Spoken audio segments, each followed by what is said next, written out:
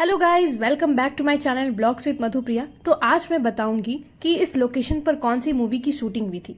तो जी हाँ, मैं हूँ अभी इस वक्त दार्जिलिंग के होप गैलरी के सामने और ये इसका फ्रंट लुक है जहाँ पे बहुत ही सुंदर सेल्फी पॉइंट है। यहाँ पर अनगिनत लोग आके सेल्फी लेते हैं, बहुत ज़्यादा। हमने भी यहाँ पर बहुत ज़्यादा सेल्फी ली थी, फोटोज़ क्लिक करवाएं, वीडियोज़ बनाएं, क्योंकि लोकेशन बहुत ही ज़्यादा अच्छा था, व्यू बहुत ही सुंदर। तो चलिए अंदर जाकर देखते हैं कि आखिर ये होप गैलरी है क्या। तो अंदर जाकर हमें पता चला कि ये एक स्मॉल टाइप रेस्टोरेंट था जहाँ पर खाने पीने की हर तरह के आइटम्स मिल रहे थे। वेज नॉन वेज दोनों थे, केक थी, पेस्ट्रीज थी, चॉकलेट से यमी यमी, बहुत ही ज़्यादा टेस्टी। साफ सफाई भी अच्छी रखी गई थी। वेज और नॉन वेज दोनों का काउंटर अलग अलग था, मतलब सारी चीज़ों को ध्यान में रखकर अच्छे से डिज़ाइन किया गया था। बहुत ही सुंदर अंदर का भी लोकेशन लग रहा था।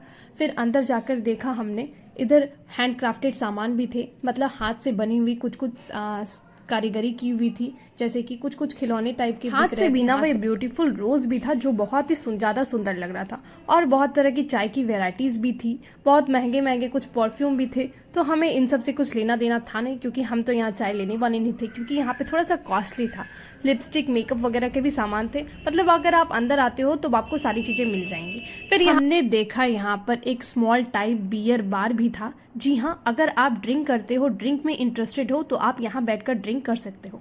फिर उसके बाद हमने देखा यहाँ पर स्मॉल टाइप छोटी छोटी कैंडीज थी, चॉकलेट्स थे, बहुत ही ज़्यादा यमी थे, लेकिन हमने नहीं खाया। मैं गेस कर सकती हूँ कि यमी ही होंगी, क्योंकि चॉकलेट पेस्ट्रीज तो यमी होते। फिर यहाँ पर आया बड़ा बड़ा पेस्ट्रीज, और जिनके नाम तक मुझे नहीं पता, क्योंकि बहुत सारी वेराइटीज़ के भी थे। आई थिंक इन सब के नाम याद करते करते ना मेरी तो रात से सुबह होने वाली थी, तो मैंने इन सब पे ज़्यादा दिमाग नहीं लगाया। वैसे भी हमें तो खाना था विदाउट अनियन गार्लिक का ही पेस्ट्रीज, और ये ढूंढ पाना हमारे लिए एक टफ चैलेंज था, लेकिन फिर भी हमने ढूंढ निकाला।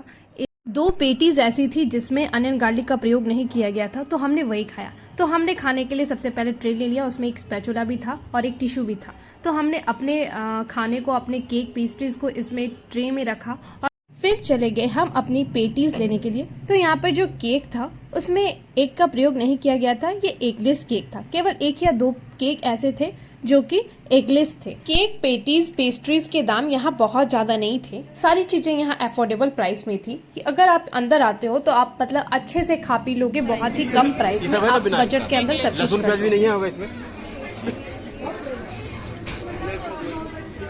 ये खाना है हमको, एगलेस है। देखो ना नीचे लिखा, पता नहीं कुछ लिखा हुआ नहीं नहीं, है, मतलब जिसमें कुछ लिखा हुआ नहीं है, जिसमें लिखा हुआ है उसका एक लेस फ्रूट केक, मतलब सब में एग होगा ना, ये सब एग है। ये देखिए, यहाँ पर हम अपनी ट्रे को सजा रहे थे और मैं यहाँ पर अपनी ट्रे के साथ खड़ी हो गई हूँ। तो मुझे बेसिकली ये चीज़ें जो हैं ये बहुत टेस्टी लगी थी, खाने में बहुत ही ज़्यादा यम्मी थी। फिर हम चले गए यहाँ पर बिलिंग कराने के लिए।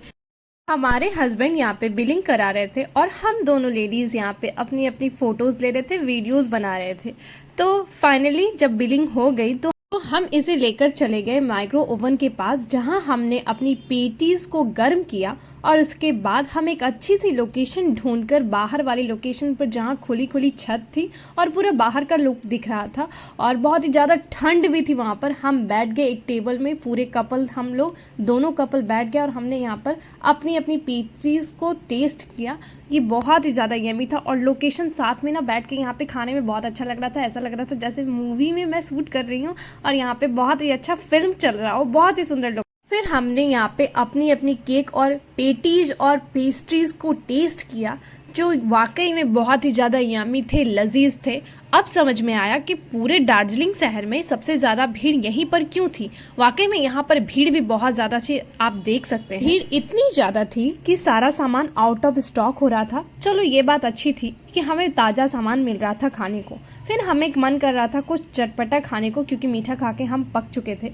अब हमें चाहिए था कुछ चटपटा, यानी कि गोलगप्पा। तो हम पहुंच गए हेस्टी टेस्टी रेस्टोरेंट में और यहाँ पर ये दीदी यहाँ पर मोमोज, बर्गर वगैरह सब बना रही थी, लेकिन हमने यहाँ पर गोलगप्पा ऑर्डर किया।